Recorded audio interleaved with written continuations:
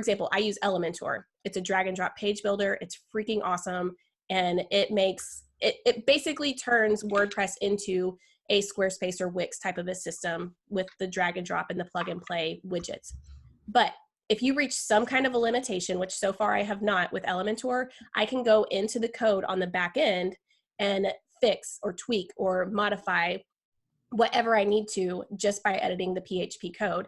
And that's not a possibility with Wix and Squarespace. So you never have full ownership. You never truly have full customization and control over those websites. Wow, that's really interesting. And on a side note, I had Elementor as my first website and it was so easy to use. And I moved to Divi. Oh, how did you? Biggest mistake. It was such a large learning curve too. Yeah. And Elementor just had, because you kept hearing all of these influencers going, I use Divi. And I jumped on the bandwagon. Wow, I love this conversation.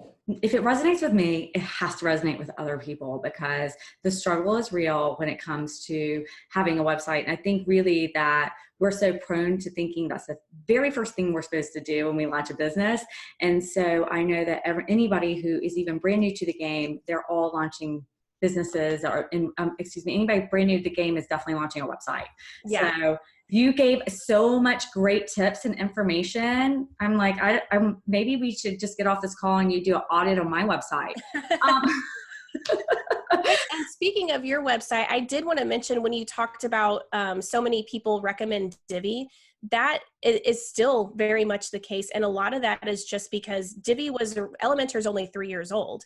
Divi's been around for much longer, and it was one of the first real drag and drop platforms within WordPress. So there are a lot of people, a lot of designers that use Divi and swear by it. But I really think Elementor is a superior product, an easier to use product. And I have a lot of students who started on Divi, hated it, couldn't figure it out. And then they came over and, found Elementor and they're like, oh, this is so much easier. So I see a lot of that still where people are recommending Divi, but I think it's just because that's what they've been using for so many years. I agree with you. And they have made some changes in Divi that are aligning more with, Elementor. And so it's a little easier to do more drop and drag, but Elementor it's crazy. It's like small things. Like when I would do checklists, I could get like a little check in Elementor. Those were options. And when I moved to Divi, none of that even exists in Divi. Yeah. So, it's just small things like that I noticed, but make a huge difference when you want to stand out on your website, Exactly. So I know that you offer a step-by-step guide, and where can people pick that up? And if someone is ready to relaunch their website, how can they get in touch with you? Oh, that is a great question. Thank you. So you can get my free WordPress guide at Ashley Kaplan, that's Kaplan with a K, ashleykaplan.com/free WordPress guide.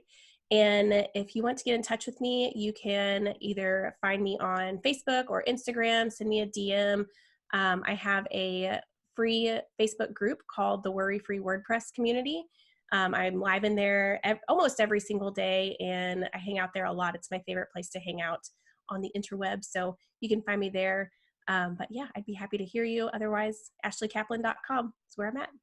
Perfect. So I will link all of the URLs into the description, and that way you can quickly, easily access that. Ashley, this has been such a great conversation and very eye-opening for me, and I'm sure everyone else feels that way. I really appreciate you coming on. Yeah, thank you so much for having me. It's been so much fun. So thanks for joining us for the Wednesday wrap-up. We will see you next Wednesday.